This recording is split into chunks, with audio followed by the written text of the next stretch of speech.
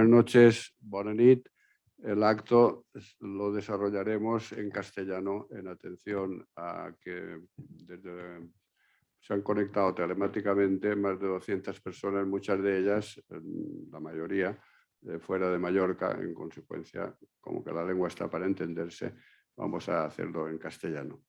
Pero en cualquier caso, bona nit también. Muchas gracias a todos por acudir a esta invitación del Club de Roma y a estar con nosotros y acompañarnos esta noche. Y quiero dar las gracias muy especialmente a las autoridades que nos acompañan, entre otros al comandante general de Baleares, a la consejera de Hacienda y otras autoridades, ¿no?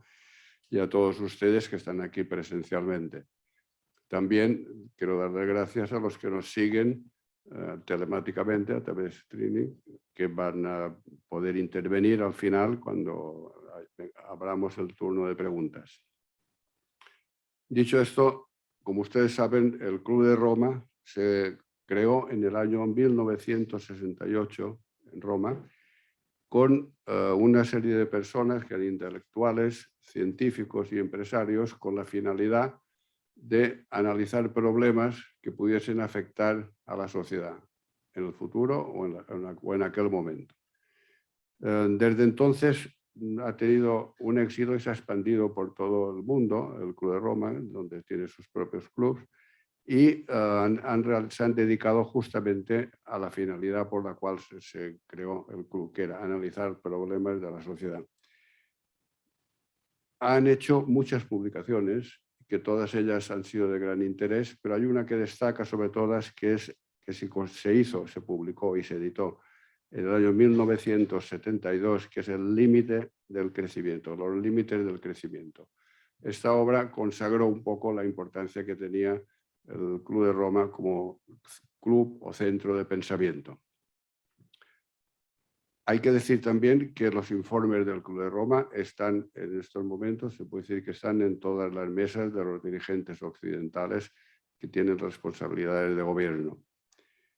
Bien, dicho esto, en cuanto al Club de Roma Internacional, también les voy a decir que en el mes de junio del año 2020 constituimos en Baleares, el Club de Roma, un grupo de personas, no muchas, que tenían interés en el tema, que son intelectuales, científicos y empresarios preocupados por las mismas preocupaciones que tuvieron los que crearon el Club de Roma en el año 1968.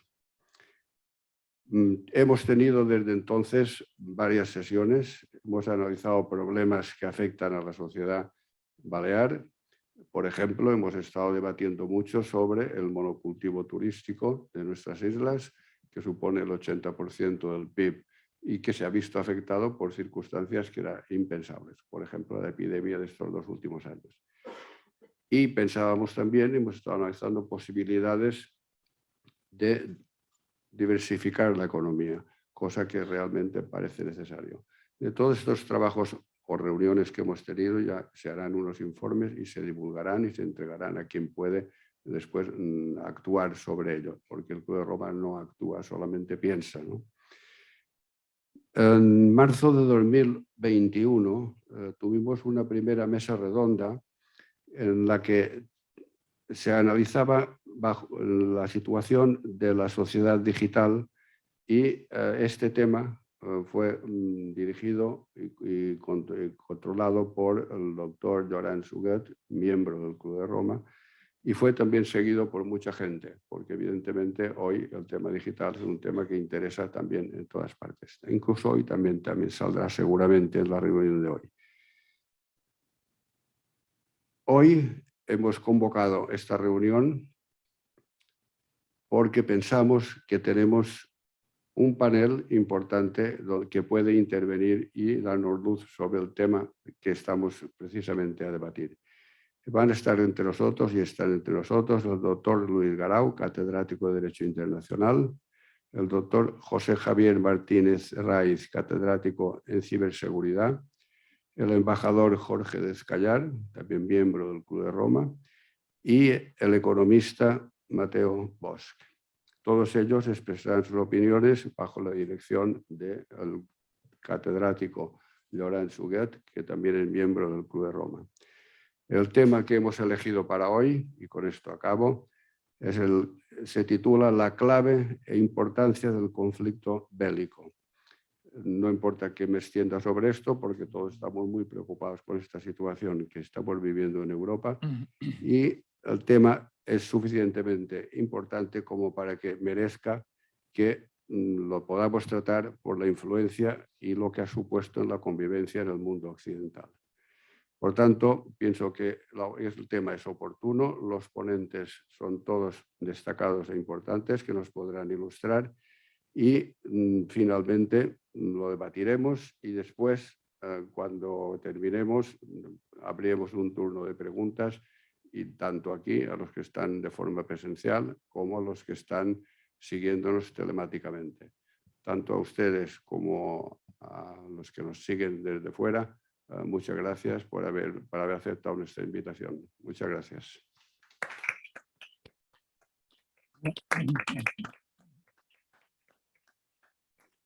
Cuando quieras. Pues muchas gracias, señor Conrado. Muchas gracias, señor Conrado, presidente del Grupo Balear del Club de Roma. Ya entrando un poco a iniciar la temática, como también insinuó en su breve parlamento nuestro presidente, pues vivimos unos momentos convulsos, donde los acontecimientos sobrevenidos por una guerra en pleno siglo XXI, que dura ya casi 2 meses, creo que son 57 días para ser más exacto, nos ha dejado descolocados prácticamente a todos. Estamos delante de un hecho real, un hecho que ha puesto en jaque el orden internacional establecido. Y lo que queremos hacer hoy, por encima de buscar y discutir culpabilidades, es analizar los hechos para obtener nuestras propias conclusiones. Para hacer este análisis, previamente escucharemos las opiniones de los 4 expertos que me acompañan para dar paso después a las intervenciones de ustedes, los asistentes presencialmente o en remoto. Y las temáticas a desarrollar, cada una de ellas serían meritorias de una sola conferencia, pero las 4 temáticas que queremos desarrollar serán: primero, la guerra como objeto del derecho internacional; en segundo lugar, las repercusiones geopolíticas del actual conflicto bélico; en tercer lugar, vislumbrar el escenario económico derivado de esta guerra; y en cuarto lugar, las consecuencias del desarrollo de la actual ciberguerra sobre la ciberseguridad, que va a afectar tanto a los gobiernos del mundo occidental como a las empresas, como también a la ciudadanía en general.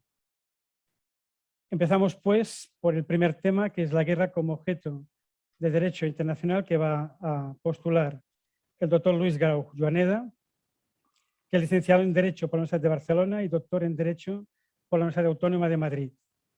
Es catedrático emérito de Derecho Internacional Privado en la Universidad de las Illes Balears, donde ha ocupado los cargos de director del Departamento de Derecho Público, de vicerrector y de secretario general.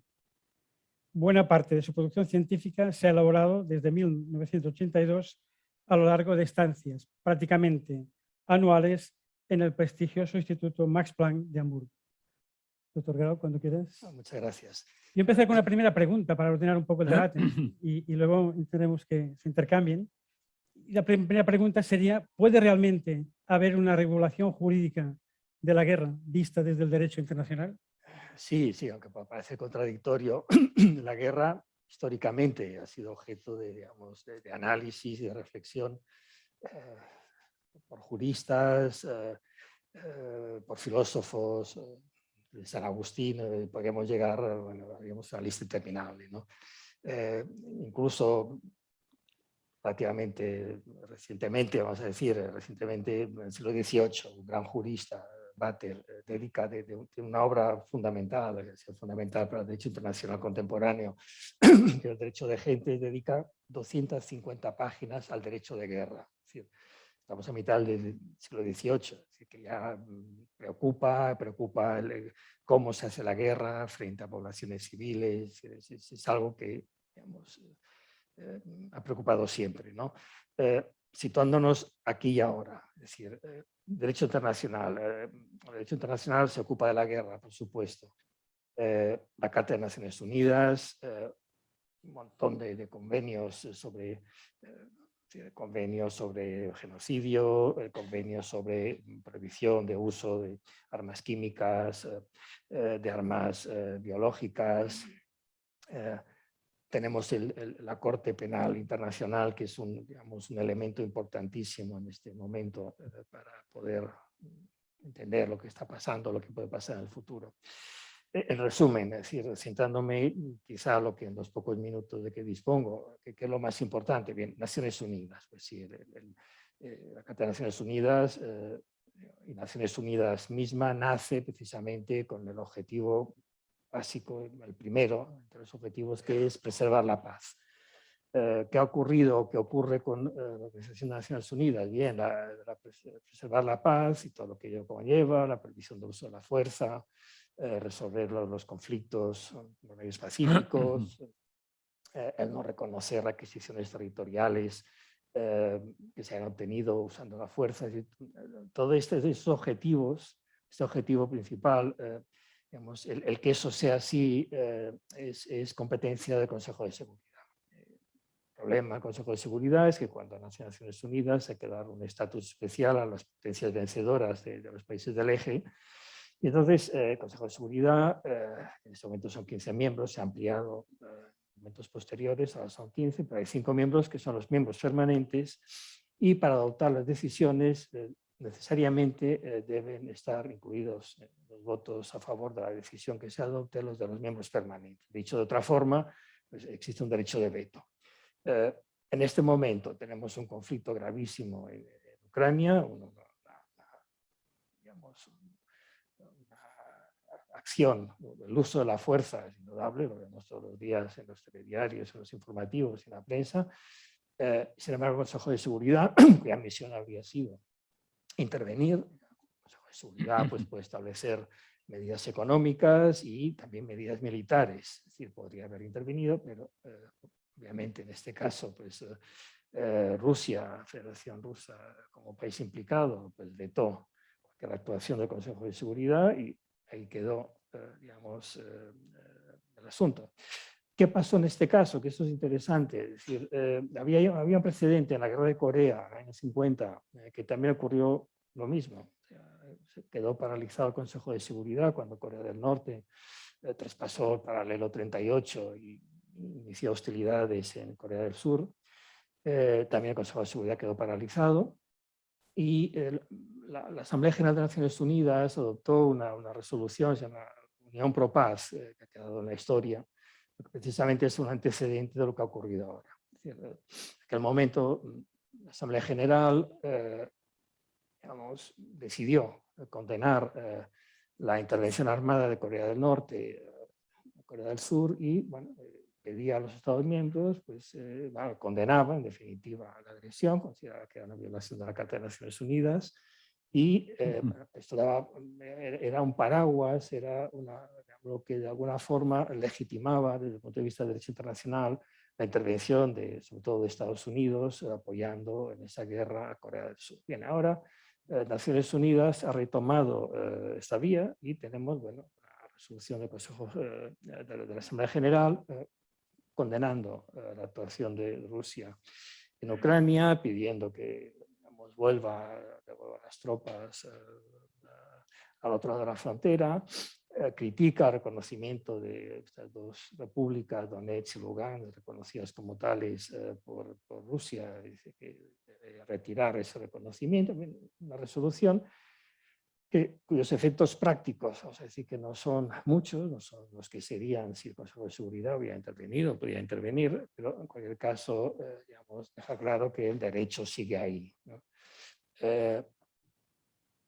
¿Qué ha ocurrido también? Bueno, incluso el tribunal, decía, no solamente la Asamblea General ha pedido la retirada de estas tropas, sino incluso hay un auto del Tribunal Internacional de Justicia que de una forma un tanto rocambolesca ha tenido que entender de esta situación, porque Ucrania presentó una demanda contra Rusia, no por la agresión, porque no tendría competencia al Tribunal Internacional de Justicia, diciendo que como Rusia había alegado que digamos, intervenía militarmente, de forma militar en Ucrania, atribuía crímenes de genocidio Ucrania. Entonces, Ucrania plantea ante el Tribunal Internacional de Justicia la cuestión de si realmente ha habido o no por parte de Ucrania genocidio, lo cual es una forma un tanto rocambolesca de que el Tribunal Internacional de Justicia haya tenido que entrar en el asunto, no en el fondo, que no va a entrar sin duda, pero en un auto, como medida provisional, pide a Rusia también que se retire. O sea que hay una presión internacional clarísima, no solamente de la opinión pública en general, sino de las opiniones públicas, sobre todo occidentales, sino de órganos muy importantes de Naciones Unidas, digamos, están pidiendo a Rusia, pues que están reprochando a Rusia que está violando el derecho internacional, ¿no? Bien, iré acabando porque sé que dispongo de muy poco tiempo, pero bueno, que tengo que referirme a la Corte Penal Internacional porque es un tema que se repite y hay mucho debate sobre si se podrá enjuiciar algún día o no. Bien, Corte Penal Internacional es un tribunal que no es órgano de Naciones Unidas, realmente muy reciente, digamos que es lo último, entre comillas, en materia de derecho internacional en relación con la guerra. Este tribunal tiene su sede en La Haya, pero es independiente del Tribunal Internacional de Justicia, es un órgano que tiene personalidad jurídica propia, se creó por un tratado de Roma en 1998 y entró en vigor en 2002, o sea que prácticamente ayer mismo, ¿no? Entonces, este tribunal, esta corte, más de 120 países que son miembros, y bien, digamos, ahí la carta, en los estatutos, contempla delito de genocidio, delito de lesa humanidad, crímenes de guerra, delito de agresión. Bien, puede juzgar sobre esos delitos, pero siempre y cuando, no voy a explicar, pero si luego interesa se puede aclarar más lo que es cada uno de estos delitos. En fin, yo creo que la mayor parte de ellos ya todos conocemos, el genocidio, crímenes de guerra, se reproducen los convenios de Ginebra del 48, 4 convenios que protegen a militares, también protección civil, bienes culturales, en fin, ahí entra, es una lista larguísima de tipos delictivos. Lo más novedoso es la agresión. Lo otro, digamos, entronca, lesa humanidad sobre todo tiene por objeto pues, delitos contra población civil. La agresión es el más novedoso. Solo en 2 palabras y acabaré, diré por qué. ¿A quién se puede juzgar? Bueno, es muy complicado el sistema, pero resumiendo al máximo, digamos que se puede juzgar por hechos a personas. La calidad que aquí estamos hablando de un tribunal que juzga personas. Esta es la gran novedad, este es el gran avance del derecho internacional en esta materia, que personas físicas puedan ser llevadas a otro tribunal. Hubo antecedentes, por supuesto, en Nuremberg, Tokio, pero no eran tribunales permanentes como este, con el problema de imputar delitos, digamos, el principio de retroactividad, que es el derecho penal, es fundamental, pues bueno, ahí es muy discutible si se siguió o no se siguió. Bien, para juzgar, primera condición que establece el tribunal, pues que los hechos se hayan producido en un país que sea parte en el estatuto del tribunal, de la Corte de Justicia, de la Corte Penal Internacional. O bien que la persona sea nacional de un Estado que es parte.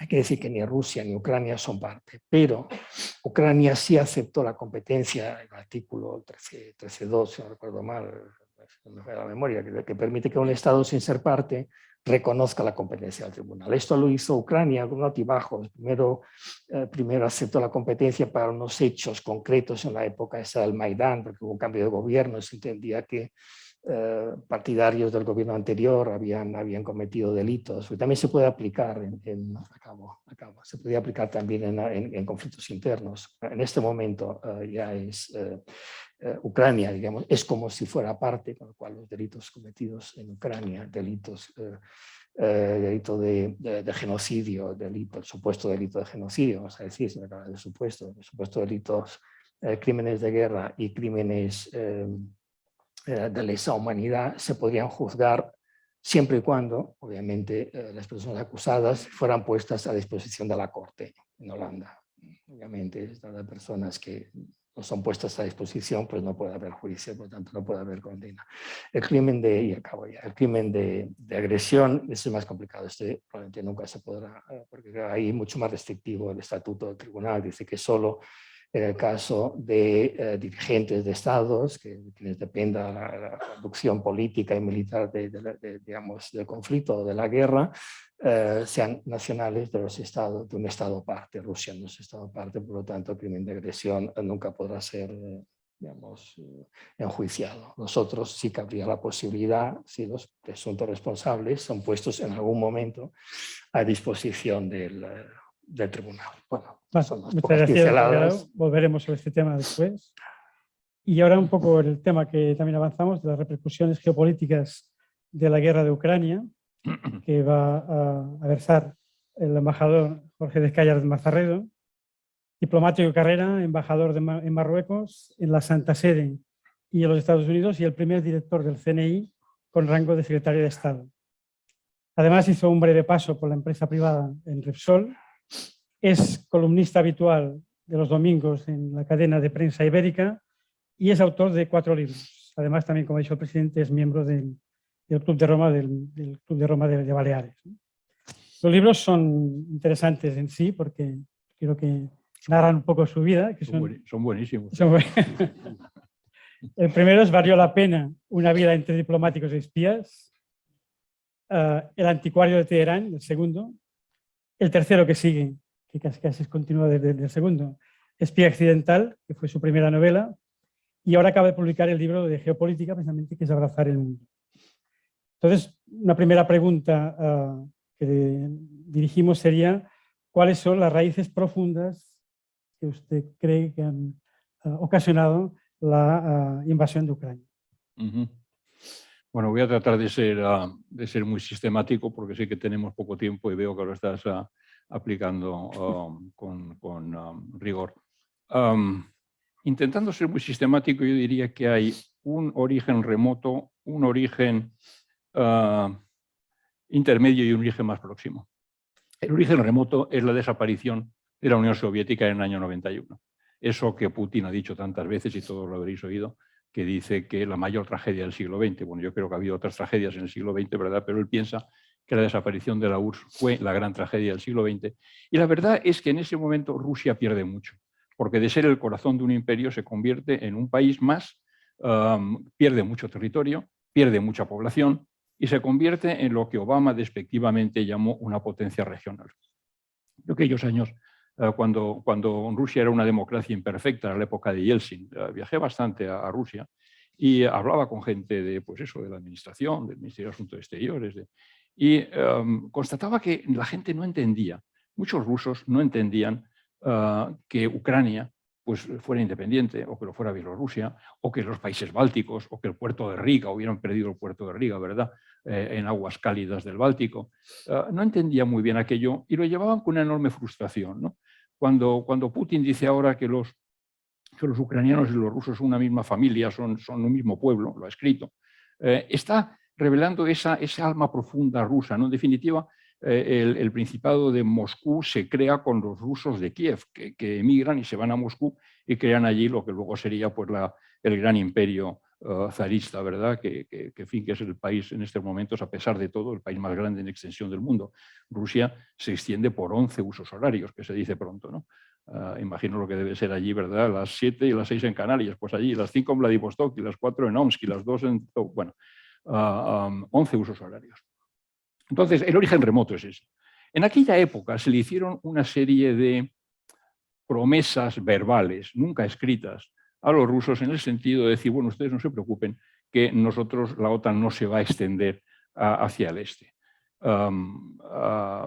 James Baker, que fue secretario de Estado con Bush padre, decía aquello, not an inch eastward, no una sola pulgada hacia el este. Y Genscher, cuando era ministro de Asuntos Exteriores de Kohl, incluso les llegó a ofrecer que si la RDA se unificaba, se producía la unificación alemana, la RDA quedaría fuera de la OTAN. Bueno, esto fueron cosas que se decían en una declaración, en una tertulia, pero no hay nada escrito, ¿no? Entonces, ahí Rusia se siente, o los líderes rusos se sienten engañados. Porque, hombre, ustedes me dijeron que no iba a haber expansión de la OTAN hacia el este, y sin embargo en el año 98 se produce una primera entrada de países que entran Polonia, Chequia y Hungría.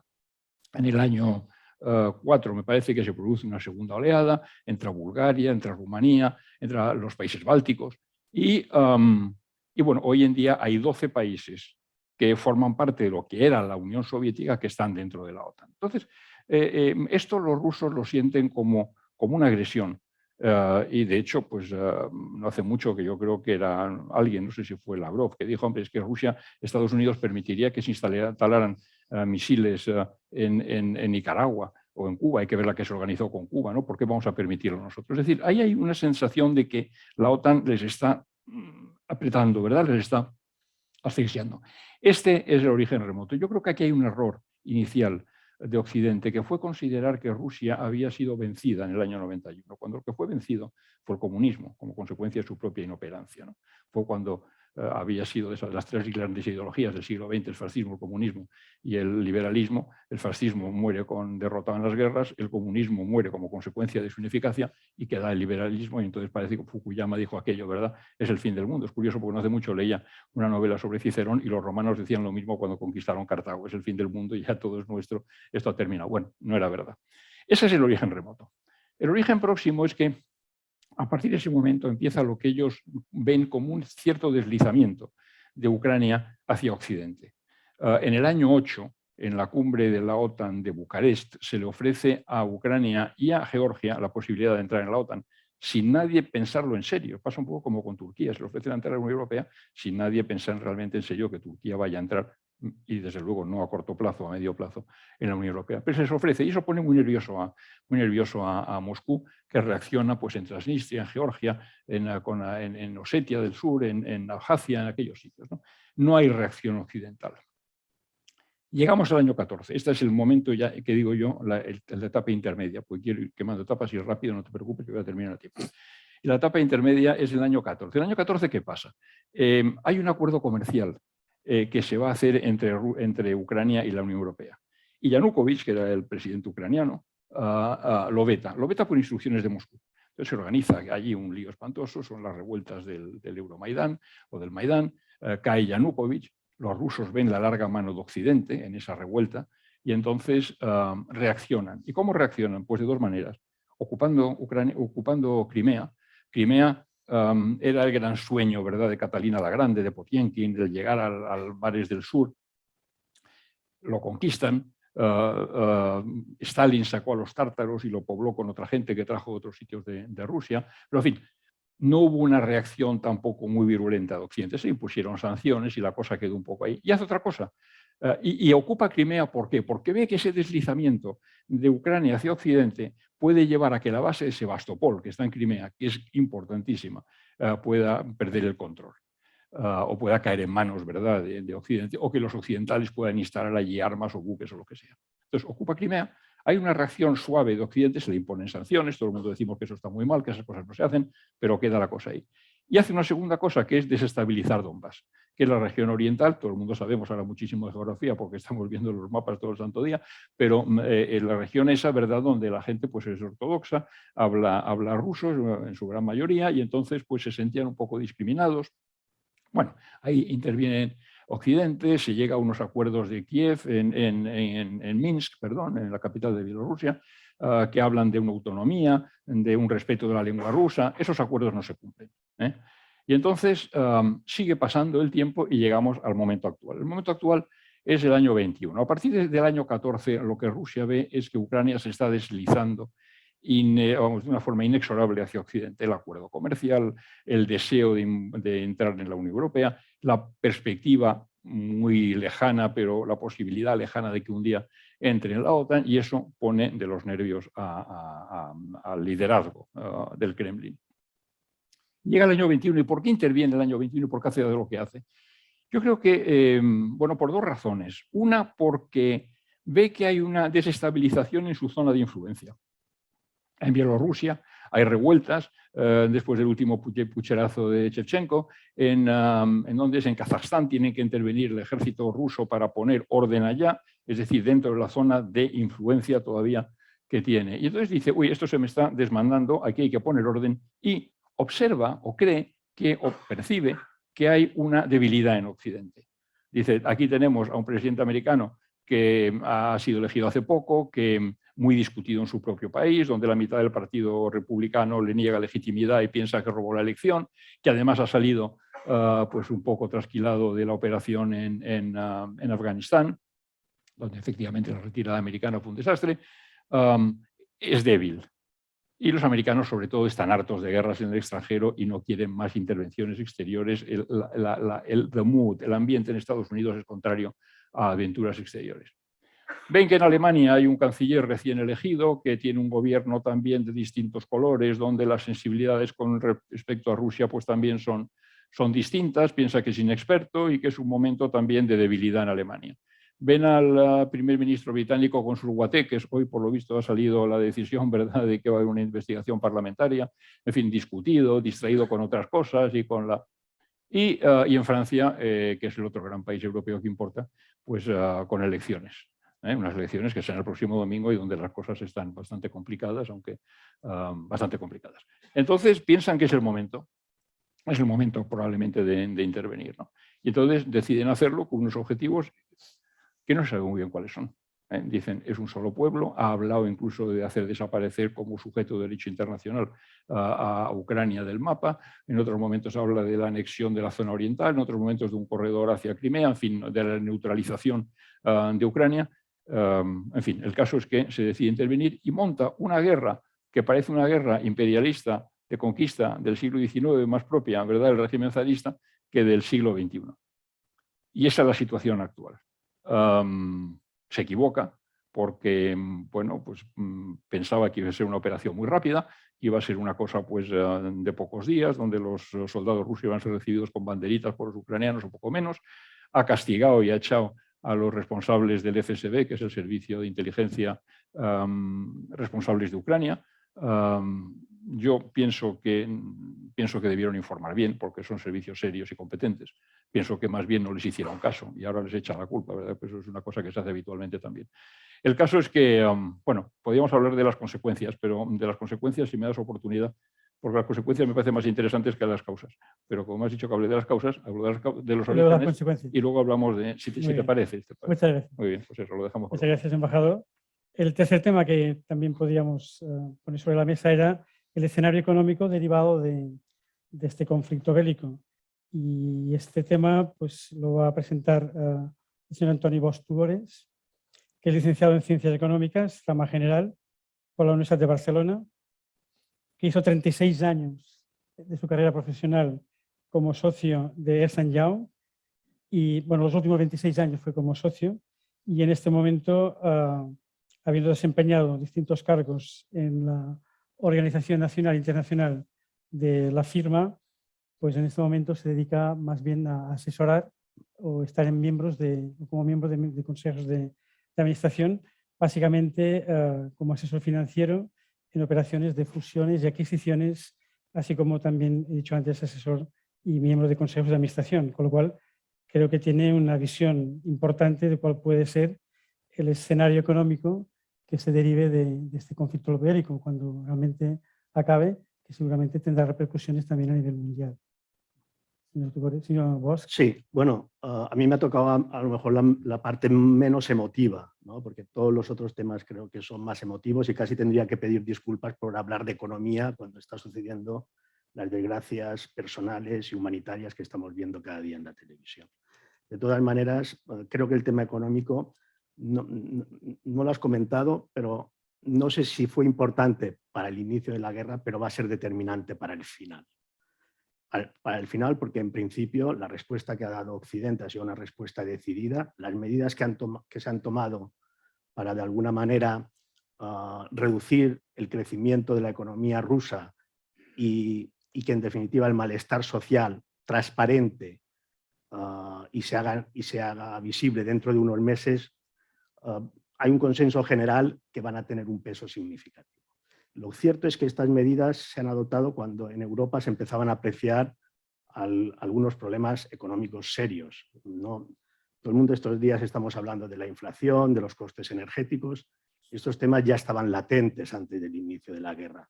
Lo que se ha producido ahora es fundamentalmente un aumento de la incertidumbre que ha presionado fuertemente estas expectativas que había de crecimiento, ¿no?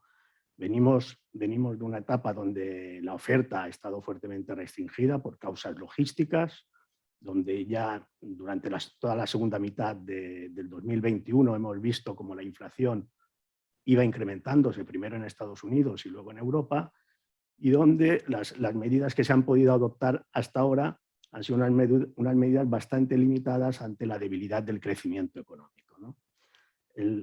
Las políticas ultraexpansivas monetarias que han seguido tanto la Reserva Federal Americana como el Banco Central Europeo son inéditas, nunca habían tenido lugar antes, siempre había habido intervención de este tipo, pero son inéditas en la cuantía. Estamos hablando que a nivel de Estados Unidos el balance de la Reserva Federal son 8 millones de dólares y en Europa no nos quedamos muy atrás, nos quedamos en los 7 millones. Claro, digerir esta cantidad de dinero sin afectar al crecimiento va a ser muy difícil, ¿eh? Y ya teníamos un peligro cierto de que el crecimiento en Europa se iba a ralentizar, y los últimos datos que se han publicado ahora recientemente de organismos internacionales apuntan a esa dirección, ¿no? De que el crecimiento fundamentalmente en Europa, pero también en Estados Unidos, se va a ralentizar en los próximos meses. ¿En qué ha afectado la guerra? ¿Qué ha añadido de nuevo la guerra? Bueno, el factor fundamentalmente es incertidumbre. Incertidumbre y evidentemente el incremento muy exponencial de lo que son los costes energéticos y también de ciertas materias primas. Pero quiero incidir en un tema. Los efectos potenciales futuros son seguramente, con un alto grado de seguridad, serán más altos que los pasados. Hace unos días un banco de inversiones americano, uno de los primeros bancos de inversión americano, situaba que en caso de adoptarse medidas como pueda ser el embargo o la prohibición de importar petróleo de Rusia, pues podríamos ver el precio del barril en el entorno de los 185. Ahora estos días estamos entre 100, 110, 100, estamos día sube, día baja, como siempre es un mercado algo volátil, pero estaríamos de los 100 actuales a los 185. Habría un incremento importante. Las estimaciones que hay por cada incremento del 10%, cómo afecta esto al PIB de un producto de un país como España, esto nos situaría en que las tasas de crecimiento que tenemos hoy, continuamente revisadas a la baja, es que se nos situarían cerca de un crecimiento cero. El panorama de esta flación, es decir, de que mantengamos crecimientos prácticamente cercanos a cero, con tasas de inflación altas, hoy no es un panorama que esté claramente delimitado y claramente definido. Hay economistas que apuntan hacia él, diríamos, son diríamos, los que están más extremadamente hacia ese panorama, pero desde luego lo que está descontando el mercado, tanto los mercados de renta variable como los mercados de renta fija, tanto de deuda corporativa como de deuda soberana, es que nos vamos a aproximar a una situación que va a ser difícil de reconvertir en el largo plazo. En el corto plazo parece ser, de esto nos hablarás con más detalle, pero parece ser que podría caber alguna buena noticia desde el punto de vista de que se pudiese llegar a un acuerdo de paz en las próximas semanas, cuando de alguna manera empiecen a pesar todos estos factores.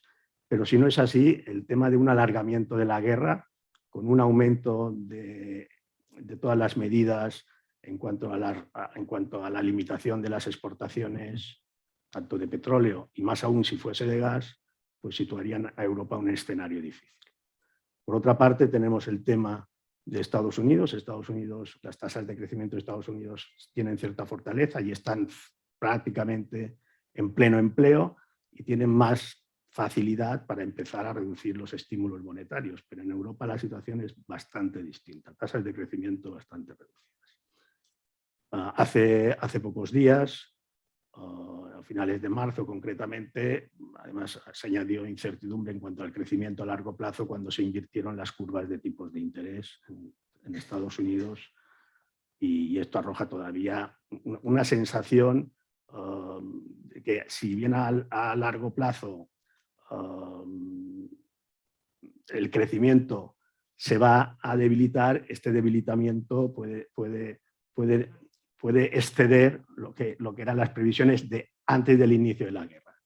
Es cierto que fue a partir del 7 de marzo que ha habido durante la guerra, los primeros días de la guerra, hubo una caída de todos los mercados de valores, tanto renta fija como renta variable, hubo un aumento de volatilidad.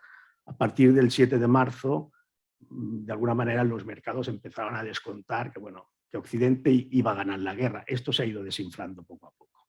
Se ha ido desinflando poco a poco, y ahora los mercados se mueven en una incertidumbre y en una volatilidad muy, muy elevada. En las últimas 2 semanas estamos viendo como no hay una dirección definida.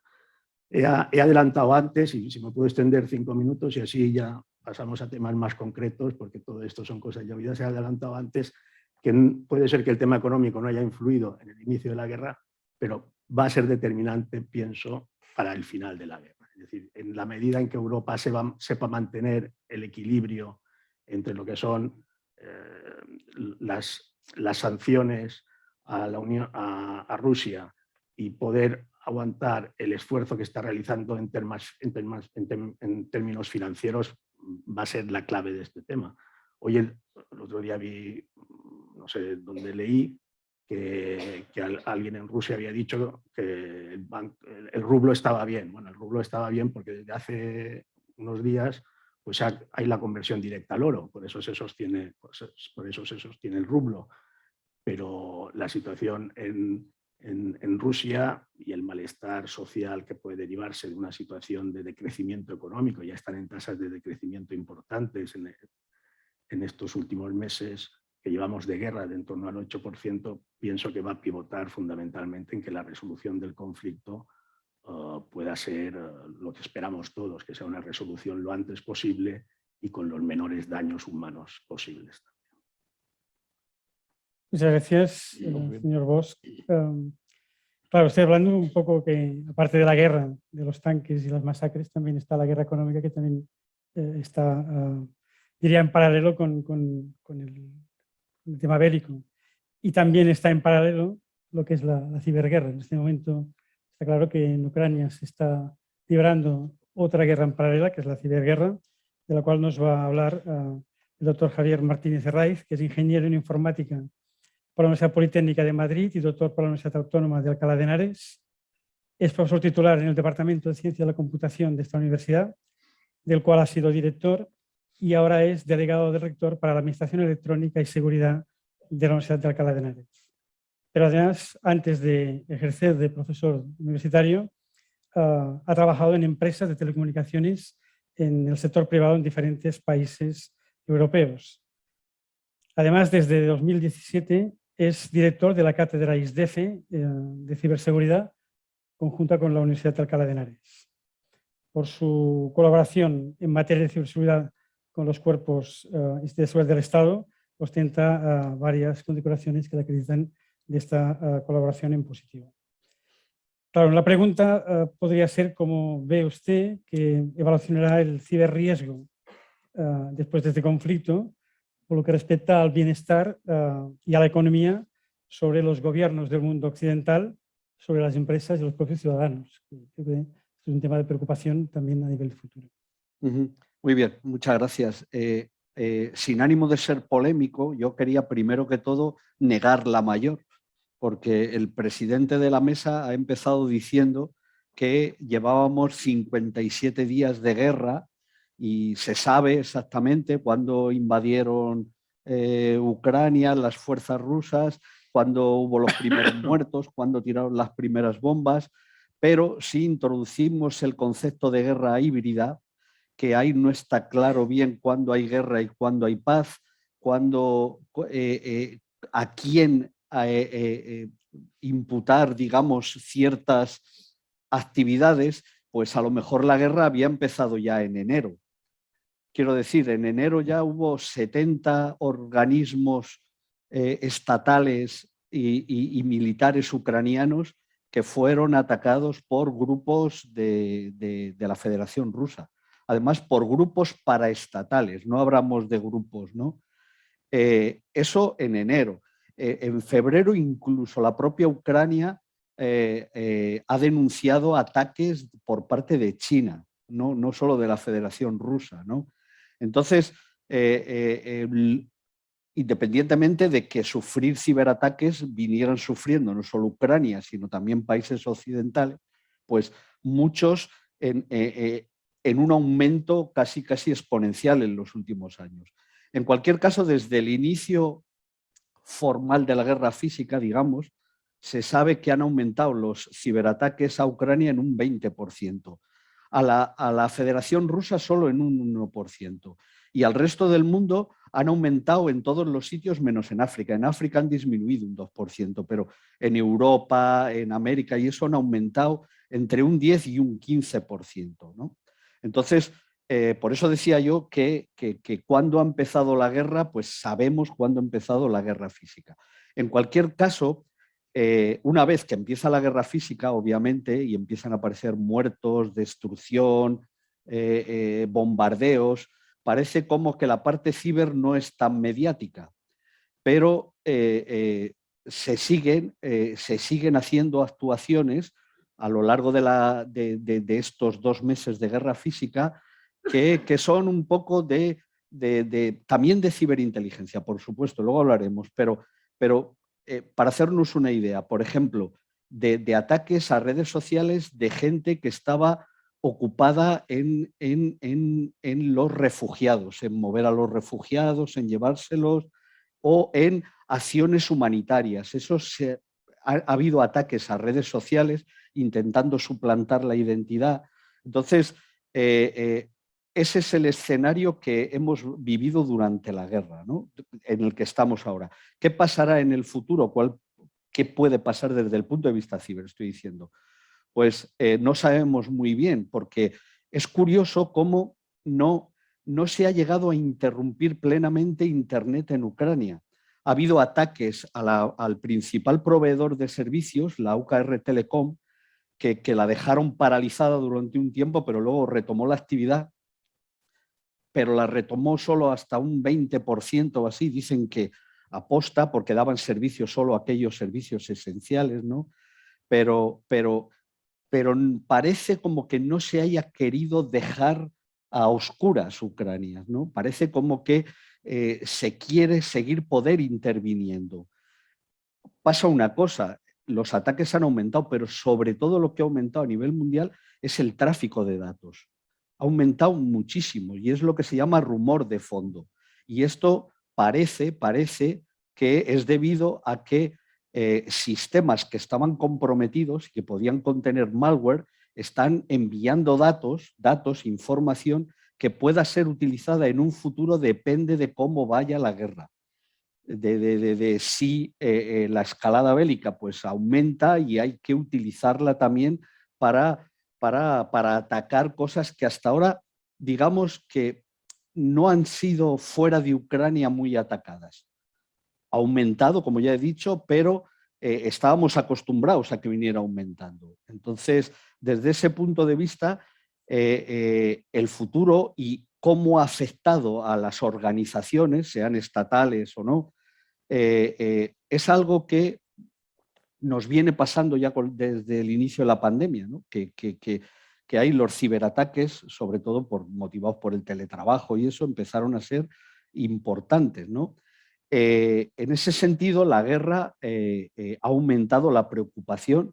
En el caso concreto de las universidades públicas, estamos bajo el paraguas del Centro Criptológico Nacional y desde finales de febrero pues ya nos advirtieron de ciertas medidas, luego podremos hablar, para que fueran tomadas en 24 horas y otras en 72 horas y otras en 3 meses, ¿no? Entonces eso ha aumentado, digamos, el trabajo, el estrés, pero desde el punto de vista ciber estoy hablando, no desde otro punto de vista y otras repercusiones. Entonces es evidente que que sí que ha afectado ya. ¿Cómo nos puede afectar? Pues no lo sabemos, irá en función, creo yo, de cómo se vaya desarrollando la guerra clásica. Porque, repito, que hasta ahora se está utilizando mucho los ataques para obtener información. Ataques que muchas veces son simplemente de denegación de servicios que digamos que los solventas en 24 horas, ¿no? Pero ataques también de ransomware no para pedir un rescate como antes, sino para fastidiarte todos los sistemas, ¿no? De esos está habiendo. Ucrania se está defendiendo bien porque Ucrania eran buenos en ciber, quiero decir, antes de la guerra. Y parece, porque aquí siempre hay que hablar con mucha cautela porque no se sabe exactamente lo que puede pasar, sabemos lo que nos van diciendo, pero bueno, en cualquier caso, parece que se han ido defendiendo bastante bien y que han sido capaces de mantener una cierta comunicación. Repito que no se sabe si es porque no quieren destruirla totalmente, porque aquí hay concomitancias con guerra electrónica, con otro tipo de actuaciones que pueden repercutir en el ciber también, ¿no? En cualquier caso, lo que nos está haciendo, sobre todo a los países de Occidente, es coger conciencia de lo importante que puede llegar a ser el mantener, el preservar cierta seguridad en nuestros sistemas, que ya lo sabíamos, porque las medidas que a nosotros nos ha dicho el Centro Criptológico Nacional de llevar a cabo era lo que ya deberíamos haber llevado a cabo de acuerdo con el Esquema Nacional de Seguridad, ya era lo que deberíamos tener, ¿no? En cualquier caso, simplemente ese matiz que decía yo al inicio, que a lo mejor la guerra había empezado antes, no la guerra clásica, pero otro tipo de guerra. Y luego ya entramos más en detalle. Doctor Martínez. Ahora, no sé si alguno de los miembros de la mesa queréis interrumpiros, pero antes... ¿Puedo hacerte una pregunta? Sí, perdón un momento, antes... un mensaje a las personas que nos están siguiendo por streaming, nos están siguiendo en remoto, que si al final quieren hacer alguna pregunta, por favor lo hagan a través del sistema de pregunta-respuesta que tiene la plataforma Zoom. Y luego las debatiremos aquí.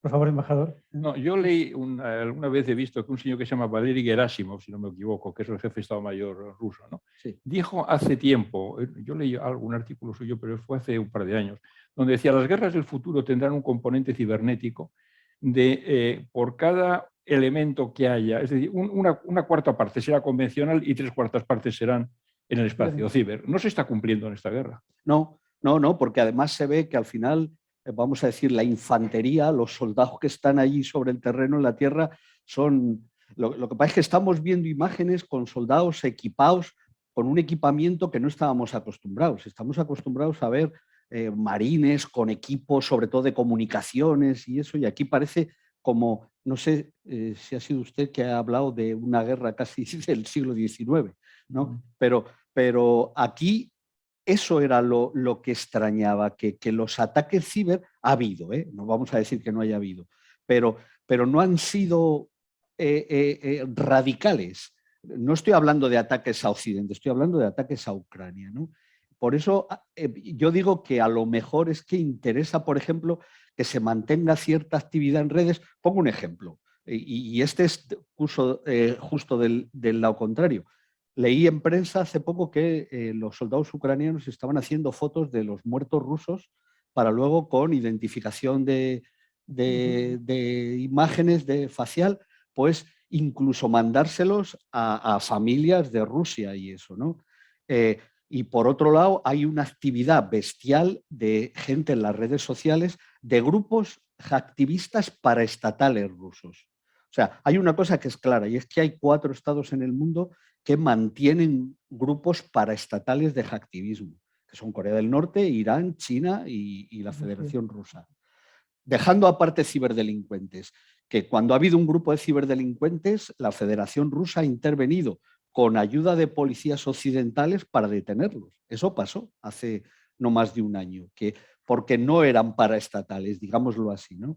En cualquier caso, hay un grupo que tiene una web de estudios a nivel internacional que se llama CyberKnown, que está haciendo una estadística de ¿quién está apoyando a qué país? ¿Qué grupos de hacktivismo? Se sabe, Anonymous. Pues Anonymous ha dicho que va a ayudar a Ucrania y así.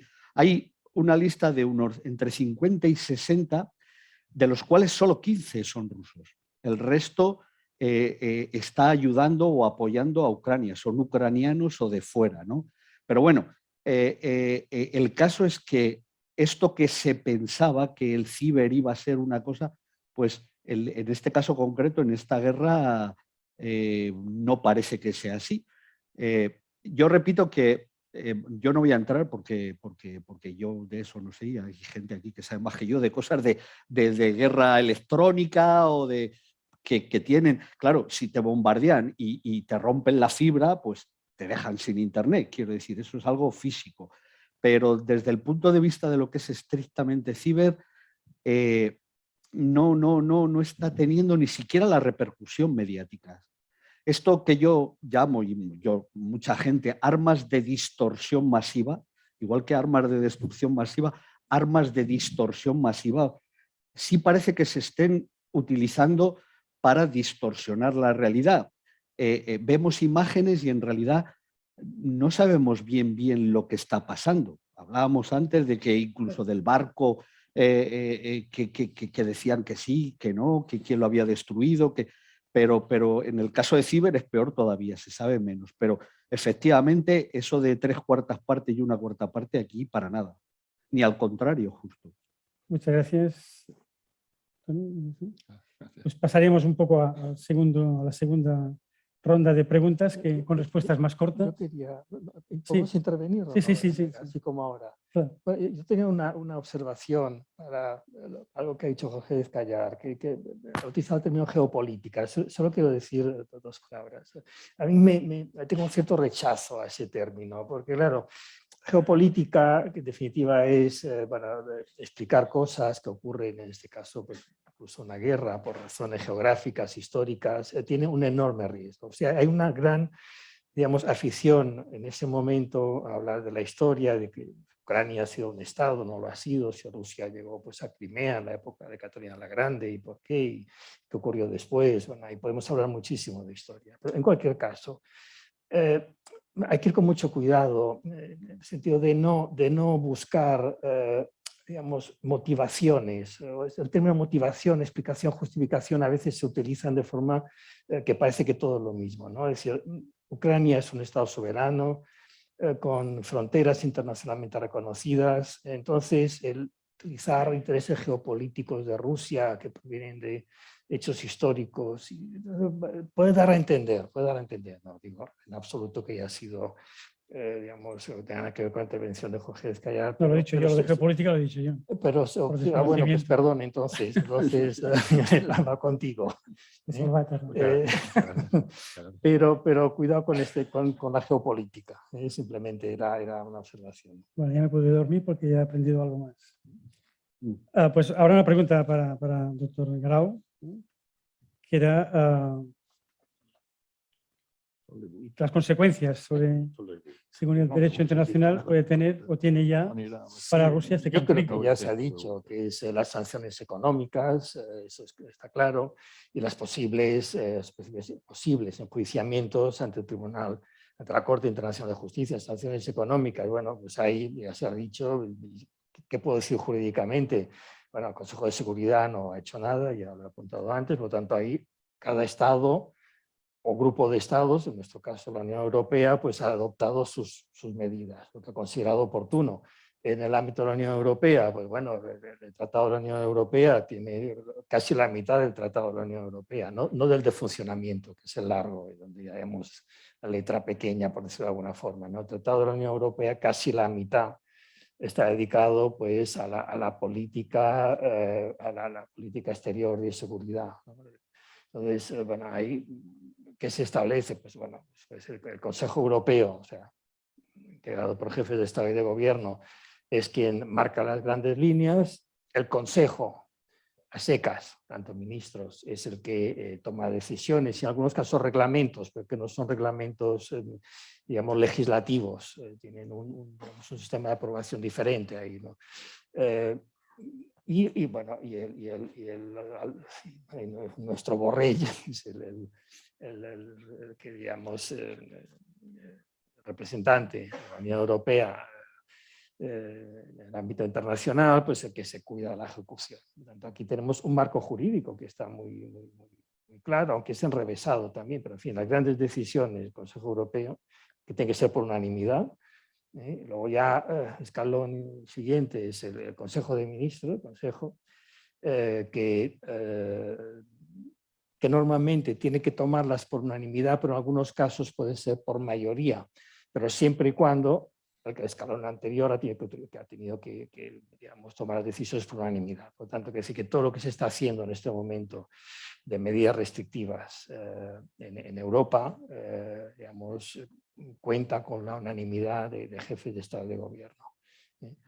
Por tanto, bueno, digamos, hay un marco jurídico claro y también algo que ya acabo, que también se olvida muchas veces, cuando se habla de defensa colectiva, pues sí, se habla de, bueno, falla la Organización de Naciones Unidas, pues siguen, o sea, la propia carta contempla y todo un capítulo, el 8º, si no recuerdo mal, que habla de organizaciones regionales, la OTAN, solamente conocida, pero bueno, también un sistema de defensa colectiva, pero también la Unión Europea, y eso se suele olvidar. En el Tratado de la Unión Europea se contempla que cualquier Estado de la Unión Europea que sufra una agresión automáticamente, digamos, tiene la ayuda de los demás miembros, aunque no sean de la OTAN, o sea, no es la OTAN, es la Unión Europea. O sea, países como Finlandia, como Suecia, que no son miembros de la OTAN, si sufrieran un tipo de agresión por parte de Rusia, obviamente tendrían, como efecto del Tratado de la Unión Europea, el apoyo y la ayuda inmediata. Sería como un ataque colectivo a la Unión Europea por parte de los restantes miembros de la Unión Europea. Muchas gracias, doctor Grau. Embajador, usted sí que ha dicho que en la segunda parte entraría un poco en el tema de consecuencias y no sé si aventurarse en cómo puede acabar este conflicto. Bueno, también, eso... señor Bosch, más o menos hay... Sí, yo estoy de acuerdo con lo que ha dicho, Bosch. Vamos a ver, yo creo que las consecuencias, hay algunas muy evidentes, ¿no? Hay algunas muy evidentes, quiero decir que pues ha revitalizado a la OTAN, que Macron la daba por muerte cerebral no hace poco, ha revitalizado la relación transatlántica, que había sufrido mucho en la época de Trump, ¿no? La relación entre Europa y Estados Unidos. Ha reforzado a Europa. Europa ha tomado decisiones como enviar material militar con cargo a los presupuestos comunitarios, reforzando lo que ya se ha hecho con los fondos Next Generation, ¿no? de la pandemia, o poniendo de acuerdo a 27 países, que es dificilísimo, ¿no? Con sanciones que nos hacen daño y que nos van a hacer más daño a medida que pase el tiempo. Estoy muy de acuerdo contigo. O recogiendo a cuantos refugiados, ¿verdad?, lleguen, que ya van por 4 millones y pico. Es decir, Europa sale reforzada de esto. Ha conducido a que Suecia y Finlandia se replanteen la neutralidad, a que Suiza levante el secreto bancario, a que Alemania decida acabar con su antimilitarismo y se rearme, a que, yo qué sé, es decir, ha tenido consecuencias. Rusia se va a pasar cara a la pared mucho tiempo, castigada, ¿verdad?, pase lo que pase a partir de ahora. Pero yo creo que hay otras consecuencias que me interesan porque son menos evidentes, sobre las que sí querría hablar un momento. En primer lugar, lo que ha pasado destroza la arquitectura de seguridad europea tal como la conocemos desde el año 45 hasta ahora. Hay que recordar que el Helsinki, la acta final de Helsinki, establece la inviolabilidad de las fronteras nacionales. Eso lo firmó la Unión Soviética, y que la propia Rusia, en el protocolo, en el tratado, en el acuerdo de Budapest del año 94, creo que era, se compromete a respetar las fronteras y la integridad territorial de Ucrania a cambio que Ucrania le mande sus armas nucleares. Es decir, que aquí la arquitectura de seguridad europea salta por los aires. Pero salta por los aires porque no responde a los intereses del Kremlin en este momento y porque eso responde a algo más profundo. Y algo más profundo es que yo lo que creo que está aquí en juego de verdad es todo el sistema de reglas que nace en el año 45, con las conferencias de Bretton Woods, de San Francisco, de Yalta, de todas aquellas cosas que hubo, donde se crea un mundo multipolar con reglas claras, con instituciones internacionales, organismos fuertes, instituciones para resolución de conflictos, y de repente una serie de países han llegado al escenario mundial con mucha fuerza, el principal es China, que dice, oiga, este reparto de la tarta del poder no me interesa. La India dice, ¿por qué está Francia en el Consejo de Seguridad? Hombre, es que es potencia nuclear y además ganó la guerra. Bueno, mire usted, yo también soy potencia nuclear y tengo 1.400 millones de personas. ¿O por qué el Fondo Monetario lo tiene que controlar Estados Unidos? ¿O por qué China tiene unos derechos de voto en el Banco Mundial similares a los de Italia? Quiero decir, la tarta de poder hay que repartirla de otra manera, ¿no? Esto es un cambio muy profundo porque nos va a llevar de pasar de un mundo multilateral que hemos tenido hasta ahora con reglas claras y con instituciones y con lugares para resolución de conflictos a un mundo multipolar de tensión entre bloques y grupos de países.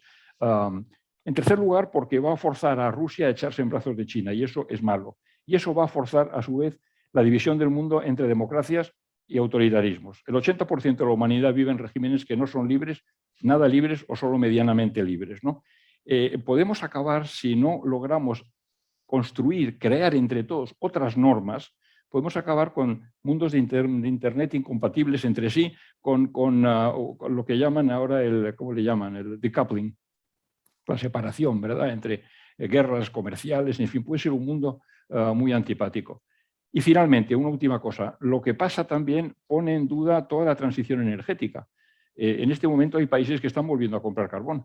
A lo mejor en ese sentido puede ser negativo, pero si de repente los costes de los combustibles fósiles son tan altos que hacen más rentables las renovables, a lo mejor ayuda a la necesaria transición energética, ¿no? Yo estoy de acuerdo con lo que has dicho antes de que la guerra, cuanto más dure, va a ser peor para los rusos porque van a sentir las sanciones con mucha fuerza y para nosotros porque también las vamos a sentir. Quiero decir, todo esto que decías de aumento del déficit, de la inflación, de las cadenas de suministros, todo esto es absolutamente cierto, ¿no?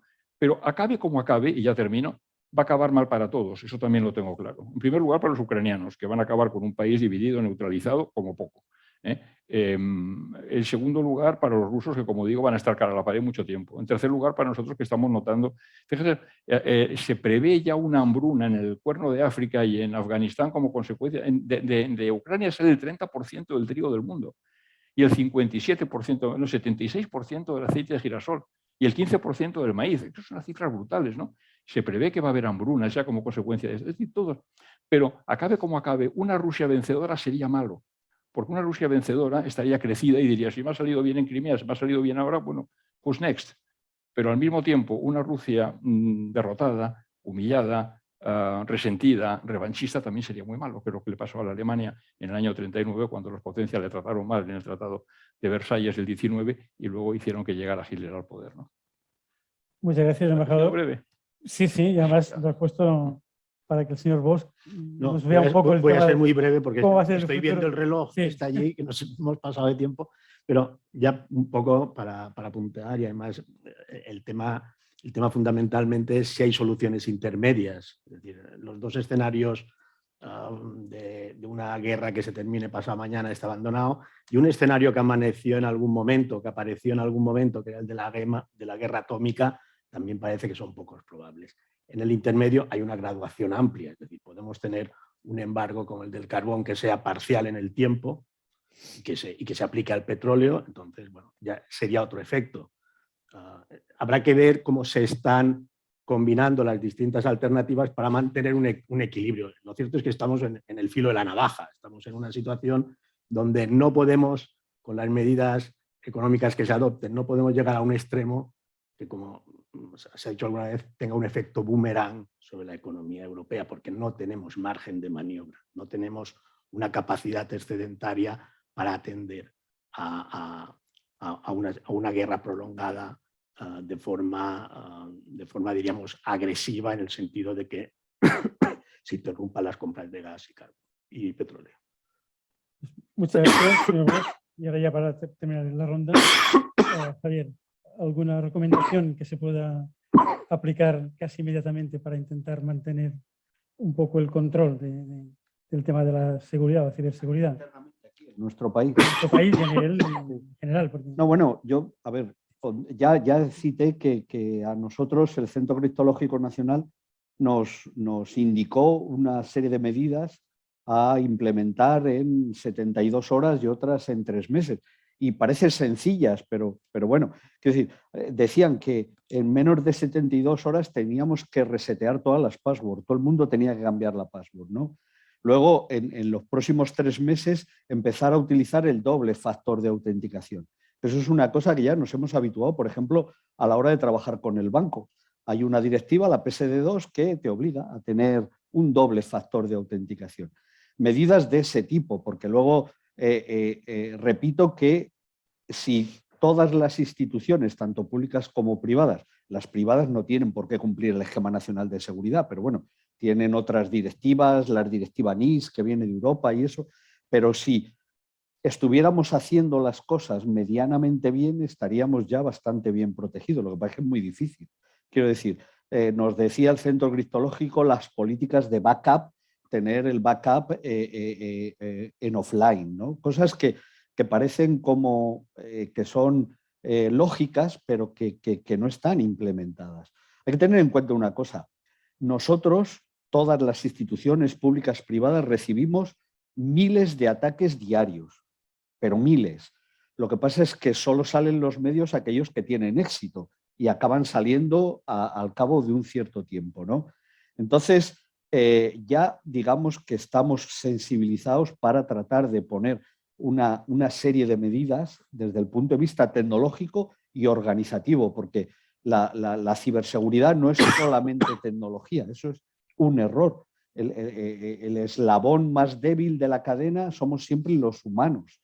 Entonces, medidas organizativas que se vienen ya utilizando en las organizaciones son las que habría que insistir en ampliar esa utilización y concienciar a la gente, porque no hablamos ya solo ya de ciberguerra, ¿no? Sino de ciberdelincuencia. Cada vez hay más, porque cada vez utilizamos los ordenadores desde casa, no solo para trabajar, sino para cualquier tipo de actividad.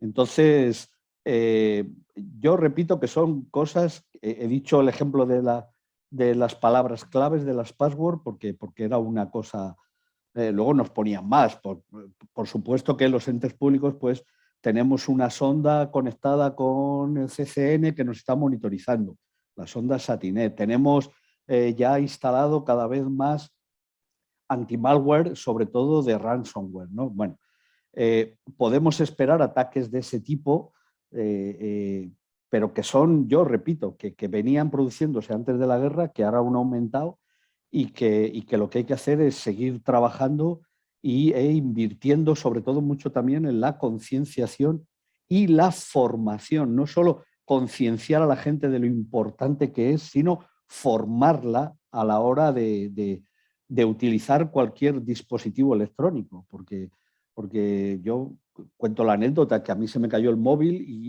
y al romperse la pantalla, pues, y se distorsionó el objetivo de la cámara, no podía leer QRs. Y ahora con la pandemia es que no podía ni viajar en avión, o sea, una tontería así. Y el aprender a utilizar los dispositivos, no solo concienciar, yo digo también formación, no solo concienciación.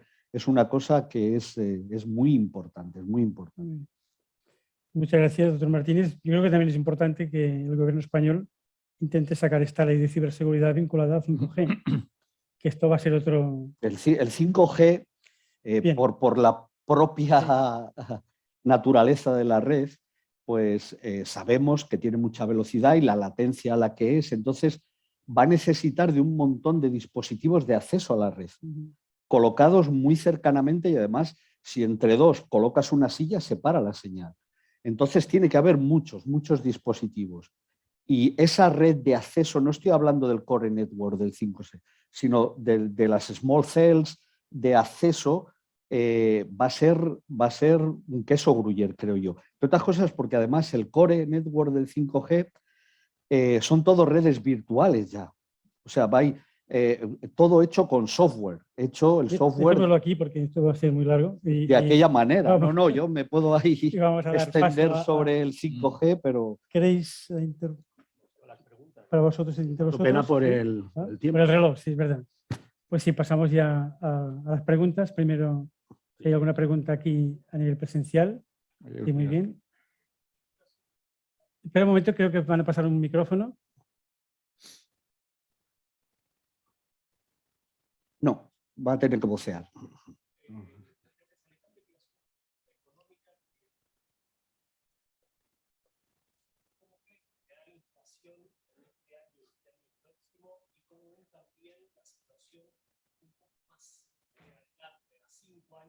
6 años. También entender la separación en bloques que está sucediendo en el fuerte China bajo un rol muy importante y mucho también de lo que se fue alimentando la turía estuviera en China o comprarle la energía a Rusia va a terminar, bueno, desapareciendo y volviendo quizás los países a tener sus propias fábricas dentro de los Por favor, las países, preguntas que sean concretas porque si no sigue Sí, no, el reloj manda. aumentando la inflación al Sí, principio, pero después, a largo plazo, creo que puede ser beneficioso. Vamos a ver, está claro que uno de los dos factores que ha contribuido en la última década, me atrevería a decir, a que las tasas de inflación hayan sido negativas o muy moderadas, estuvimos incluso hablando de deflación, han sido dos fenómenos fundamentalmente.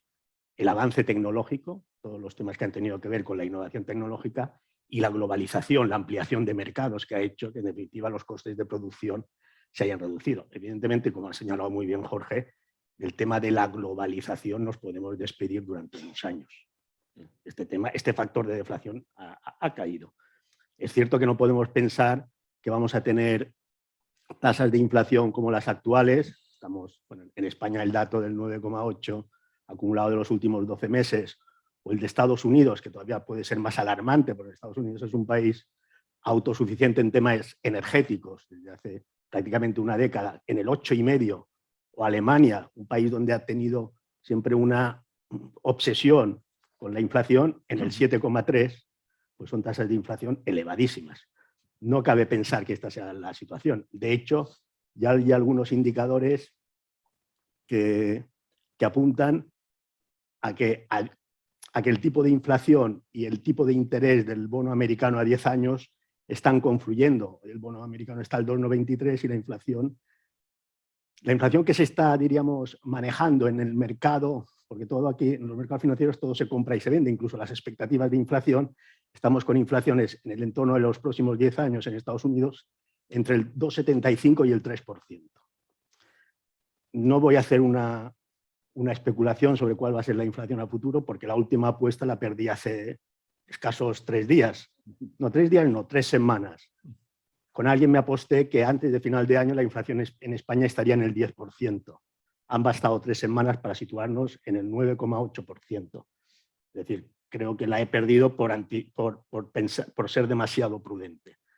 Todo va a tener que ver, en definitiva, con la evolución de los costes energéticos, porque en la inflación del último mes que tenemos, que es el mes de marzo, el efecto del aumento de los costes energéticos está bastante comedido. En España, concretamente, va a tener mucho que ver con cómo va a terminar el tema del mercado eléctrico ibérico. Este tema de situar el gas en los 30 euros sería un poco definitivo para la inflación a nivel nacional. ¿Alguna otra pregunta? ¿Sí?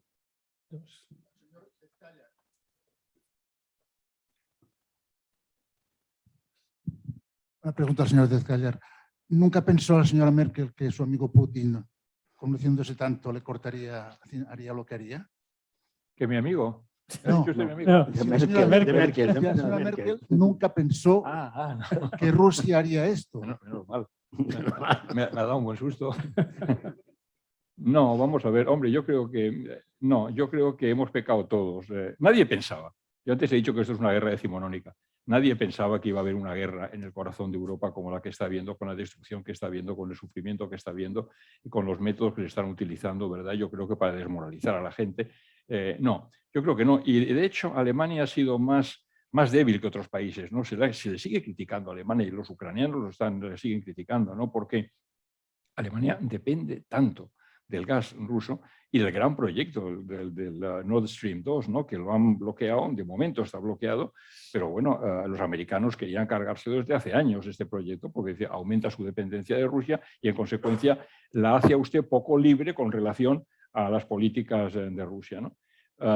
Sí, yo creo que ha habido yo creo que eso nos ha pasado a todos, no solo a la señora Merkel. Yo creo que nadie esperaba que fuera a pasar lo que ha pasado. Nadie esperaba. Cuando los americanos decían, Biden, los servicios de inteligencia norteamericanos decían, la invasión se va a producir y va a ser el miércoles que viene, todo el mundo decía, qué exagerados estos en Europa. No lo creíamos. Ni se lo creía Macron, ni se lo creía Johnson, ni se lo creía Kohl, ni se lo creía nadie. Vamos, Kohl, perdón. Scholz, nadie se lo creía. Y sin embargo ha pasado. Y los americanos venían diciéndolo. ¿Ya? ¿Tomás?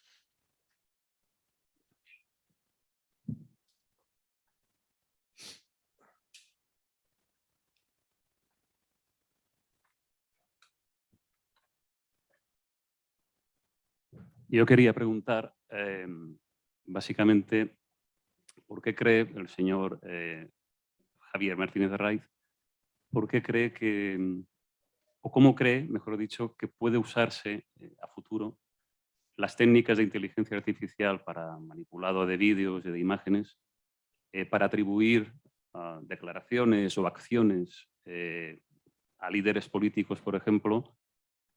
¿Cómo cree que pueden usarse para, por ejemplo, pues provocar alguna intervención militar o atribuir acciones falsas a un líder que no las haya hecho? ¿Y qué técnicas piensa él que puede, si es que hay, qué técnicas podrían usarse para verificar si un vídeo, si una imagen es falsa? Eso por un lado. Y en segundo lugar, otra pregunta que es, ¿por qué cree él que no se han atacado o ciberatacado, mejor dicho, infraestructuras críticas en Ucrania? Bueno, a ver, Breve, Javier. Breve, que breve, 11 sí, preguntas bueno, aquí. muy breve. Yo siempre digo que el futuro de la ciberseguridad es criptografía y cifrado e inteligencia artificial. Ya todos conocemos el vídeo este que salía de Obama, que no era Obama, y entonces yo no creo que se llegue a tanto como para generar una guerra con un vídeo fake, ¿no? Pero bueno, no sé. Pero la inteligencia artificial fundamentalmente no ha cambiado en los últimos 40 años, los principios, ni matemáticos ni de ningún otro tipo. Lo único que ha cambiado es los datos con los que tú entrenas, por ejemplo, a las redes neuronales y la capacidad de proceso. Antes, para entrenar una red neuronal de 2 niveles, con 100.000 datos tardabas un mes. Ahora tienes 100 millones de datos y en vez de 2 niveles, de 4 niveles, tardas 2 días, ¿no? Entonces eso va a ser fundamental, ¿no? En cuanto a lo de las infraestructuras críticas en Ucrania, algunas sí que han sido atacadas. A ver, han sido atacadas con la guerra clásica. Ciberatacadas es que no se puede saber exactamente si lo han sido y han sobrevivido o lo han rechazado, pero sí que ha habido.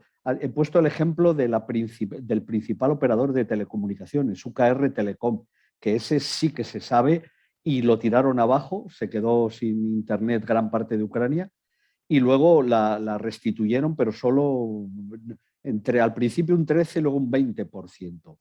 El caso de la inteligencia artificial será fundamental en todos los ámbitos. En el de la ciberguerra, pues también, obviamente. Así de breve. Muy bien. Es que tengo aquí, no sé si hay alguna pregunta en la sala, no la hay, pero tengo aquí como 14 preguntas que vienen vía streaming que le intentaré condensar. De alguna forma, a nivel general, nos preguntan si, además de la persecución civil en Ucrania, también ha habido persecución lingüística y también cultural por parte de Rusia. Y si esto tiene que preocuparnos a futuro. Y luego, estoy también un poco también si, cómo se puede explicar que habiendo un poco estas vulnerabilidades, los dirigentes europeos puedan visitar Kiev sin tener miedo a que realmente pueda haber algún tipo de ataque indiscriminado. Entonces, preguntas así a nivel general. Para el señor Descayar, que es el que tiene más preguntas, es qué piensa de las actitudes que han tomado China y la India respecto a esta guerra y también si podría hacer algunas hipótesis de las condiciones que, en su opinión, podrían dar lugar a un posible acuerdo. Empiezo por ahí. Sí, por donde quieras. Sí. Vamos a ver, China yo creo que está incomodísima con lo que está pasando. No puede dejar a Rusia porque es su gran aliado frente a Estados Unidos. China dice que Rusia es un socio estratégico, entre comillas, pero no aliado. Pero claro, está muy incómoda porque Rusia está violando principios muy importantes para la diplomacia china, como son la integridad territorial, las fronteras, la soberanía nacional, la injerencia en asuntos internos. China tiene Tíbet, China tiene Hong Kong, China tiene los Xinjiang, tiene otros problemas, ¿no? Entonces no quiere, pero no puede abandonarla tampoco. Entonces tiene una situación, alguien ha dicho lo del filo de la navaja antes, tú lo has dicho me parece, ¿no? Y es donde está China. China sabe que los americanos le están diciendo, oiga, le estoy mirando, no ayude usted a a levantar las sanciones ni a suavizarlas ni a nada, pero por otra parte tiene que apoyar a su aliado porque es el que le va a ayudar frente, y porque además va a ser en la relación que se va a establecer en el futuro el socio menor, ¿no? Cosa que también los rusos llevan mal porque históricamente eran el socio mayor de esa relación, si es que la había, ¿no? Así que muy incómodo. China lo que tendría que hacer ahora es demostrar que es una potencia hegemónica y no solo en economía y en armas, sino en capacidad de influencia en el mundo, en ser capaz de imponer es la única que puede tener influencia sobre Rusia para parar esta atrocidad que está ocurriendo, ¿no? En cuanto a la India tiene una relación histórica con Rusia porque Rusia es el principal proveedor de armas y no puede dejar esa relación porque tiene a China al lado y tiene contenciosos territoriales importantes con China. El año pasado todavía hubo muertos en la frontera a 4.000 metros de altura. Se quitaron las armas porque para evitar problemas se liaron a palos, ¿no? Pero hubo 20 muertos entre las tropas indias, no se sabe cuántos por parte de China. Es decir, necesita a Rusia, pero la India es un país que está basculando hacia Estados Unidos últimamente, poco a poco, pero forma parte de esos países que no se quieren significar. Cuando el otro día decía Biden, hay que echar a Rusia del G20, bueno, ayer estuvo una reunión de ministros de Finanzas en Washington y cuando habló el ruso se levantaron varios y se fueron, ¿no? Pero no la van a echar porque Arabia Saudí es una autocracia y no quiere esta pugna entre democracias y autoritarismos. La India tiene con esto, y el mismo Israel no ha condenado la invasión rusa, ¿no? Argelia depende de las armas que manda Rusia. Hay muchos países. En el Consejo de Derechos Humanos, en Naciones Unidas, hubo una votación de condena a Rusia que fueron 145 a favor, 4 en contra, poco presentables porque eran Eritrea, Irán, Corea del Norte y el cuarto no me acuerdo cuál era, pero uno de esos por el estilo. Y luego 35 abstenciones. Pero cuando se planteó el tema de echar a Rusia del Consejo de Derechos Humanos, fueron ya 66 los que no se quisieron retratar. Marruecos incluso se fue de la sala, en Naciones Unidas se fue de la sala para no tener que ni siquiera abstenerse, ¿no? La gente está incómoda, ¿no? Rusia no está tan sola como la gente piensa. ¿Y había otra cosa? Sí, las hipótesis de un posible acuerdo. ¿Qué hipótesis? Bueno, yo creo que esto irá necesariamente por, como he dicho, mal para todos, ¿no? Pero mal para Ucrania en primer lugar, porque Putin tiene que irse allí diciendo que ha conseguido algo. Si no, no puede. No puede porque le cortan la cabeza también a él, ¿no? La gente va a decir, oiga, ve usted en el lío que nos ha metido, nos ha quitado la final de Champions de San Petersburgo, ¿para qué? ¿No? Para ir la gente y se va a Zara y se van las empresas. Y el alcalde de Moscú decía el otro día que puede crearse 200.000 desempleados como consecuencia de las empresas extranjeras que están operando y que han dejado operar en la zona del área metropolitana de Moscú, ¿no? Entonces, bueno, yo creo que tendrá que ir por la vía de una neutralización, que es algo que los ucranianos parece que empiezan a comprender que es inevitable. Tendrá que reconocer la separación, la anexión de Crimea, probablemente quizá la independencia de Donbass. Los rusos parece que no insisten últimamente ya en la anexión, sino que hablan de la independencia, pero no está claro, igual piden otras cosas mañana, ¿no? Porque siguen hablando, hoy he visto a Lavrov hablando de desnazificar Ucrania, es decir, otra vez volver a cambiar el gobierno, ¿no? ¿Cuáles son los objetivos finales? Pues dependerá de cómo le vaya la guerra. Si dura más y si esto, pues entonces se le van acabando el dinero y los medios y la gente empiezan a llegar más ataúdes y la gente empieza a protestar en Rusia, probablemente sus exigencias serán menores. Si le va bien y es más rápido todo, pues entonces probablemente aumentará sus exigencias. Pero yo creo que en cualquier caso la gran perdedora de esto va a ser Ucrania por una parte y Rusia por otra, porque Rusia se va a quedar, como digo, aislada durante mucho tiempo y con unas sanciones que le van a hacer mucho daño, ¿no? La economía rusa va a sufrir muchísimo y como consecuencia van a sufrir los rusos. Muchas gracias. Y hay una pregunta también para el doctor Grau, que después de cuestionar si que la paz venga de manos de la guerra, de la violencia y conseguir la paz, si puede venir o no de manos de la violencia, la pregunta concreta es ¿qué mecanismos tenemos para hacer cumplir la ley en el contexto internacional? Según él, la respuesta es tirando optimista muy gris y sin optimista que no hay ninguna No, que sea eficaz. vamos a ver. Yo recuerdo ya en mi época de estudiante, cuando estudié por primera vez el internacional público, los profesores que explicaban esto se veían obligados a decir, bueno, es que en las normas jurídicas, aunque no siempre se respeten, pues son normas y siempre se utiliza, bueno, el Código Penal no siempre se respeta y sin embargo nadie discute la juridicidad del Código Penal, ¿no? Salvando las diferencias. Yo creo que, claro, el derecho internacional, y antes de intentar explicar en 2 pinceladas que hay mecanismos, a veces parece que no funcionan, pero bueno, acaban funcionando. Es decir, el hecho de que haya en este momento sanciones económicas, que haya ayudas a Ucrania, ayuda militar a Ucrania, sanciones económicas a Rusia, el mismo hecho de que cualquier violador del derecho internacional se preocupa mucho de intentar manipular las normas jurídicas para dejar muy claro que no han violado ninguna norma, quiere decir que preocupa al derecho internacional y que se tiene muy en cuenta, aunque no siempre se respete. Por lo tanto, yo en ese sentido, digamos, daría una nota de optimismo. Decía, no, es que no sirve para nada Naciones Unidas, se queda paralizado hasta cierto punto, porque si no hubiera la condena de la Asamblea General, no hubiera mecanismos de ayuda o de defensa colectiva, no hubiera sanciones económicas, y todo eso se ampara ¿en qué? Pues se ampara en que hay un Estado que, en opinión de muchísimos estados de la sociedad internacional, ha violado una norma básica del derecho internacional, que es la prohibición del uso de la fuerza. O sea, si eso no fuera así, no asistiríamos a lo que estamos viendo. Y Rusia pues tiene que pensárselo mucho, es decir, por ejemplo, Rusia, ¿por qué no? O sea, esto ya estamos viendo hoy mismo. Estaba viendo en el último telediario, Mariupol, que todos ya conocemos, sabemos dónde está. Antes, en fin, pocos debían saber dónde estaba esta ciudad, que es el puerto más importante, más que Odessa, de Ucrania. Probablemente en esa factoría, si Rusia quisiera acabar con la gente que está metida allí, pues con gases, o sea, con armas químicas, habría acabado rapidísimamente.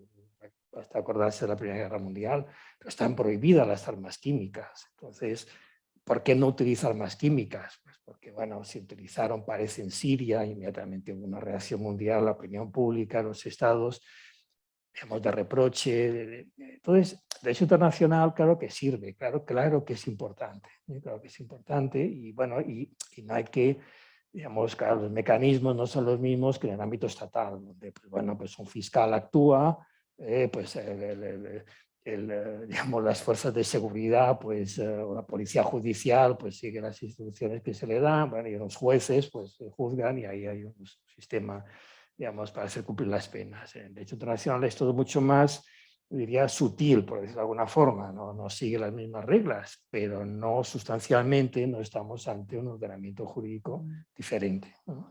No sé si con y luego eso... ya una última, perdón, Luis, una última que es una dicotomía. Dice, al contrario que para Rusia o la Unión Europea, ¿no creen que a China y a Estados Unidos les interesa una guerra larga?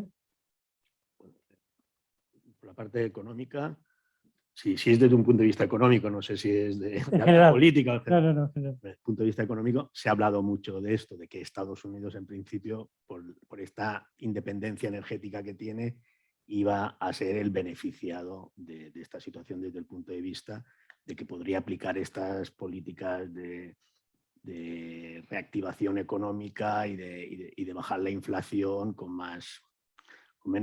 una presión menor. Dependerá del compromiso que adquiera respecto a los socios europeos.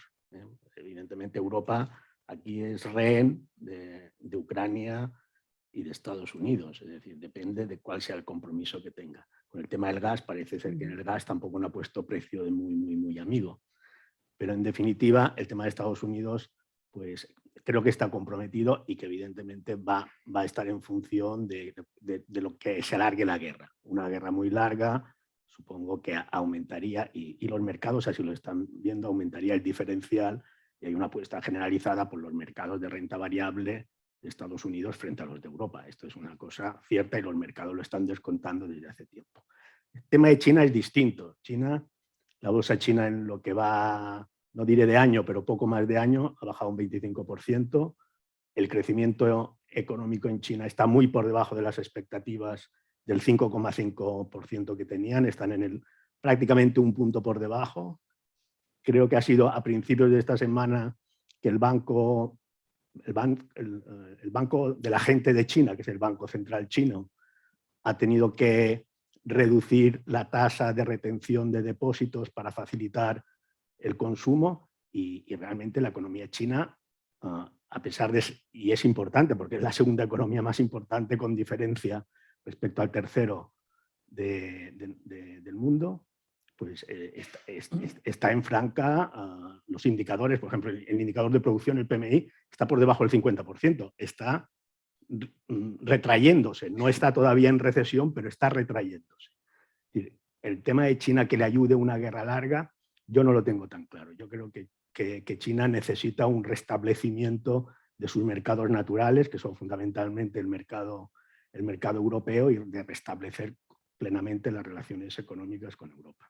No lo tengo. Solo añadir un apunte. La popularidad de Biden ha bajado desde que empezó la guerra, está en 42%. La de Putin ha subido, está en el 88%, por cierto, pero la de Biden ha bajado. Y Xi, el otro día, en la cumbre telemática que tuvo con la Unión Europea, dijo una frase que se me quedó a mí, que decía algo así como las consecuencias económicas de lo que está pasando en Europa vamos a tardar décadas en repararlas.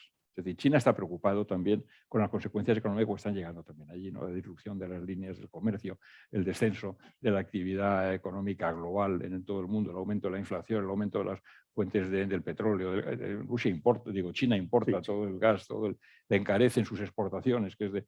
No, a nadie, yo creo que esto no le interesa a nadie. No, aparte de las teorías de la conspiración que siempre hay, ¿no? Pero, tiene el Congreso, tiene el 20 Congreso del Partido Comunista es a final de año, sí, donde hay un objetivo de crecimiento del 5,5 que ya los mercados ya descuentan de que no lo van a alcanzar.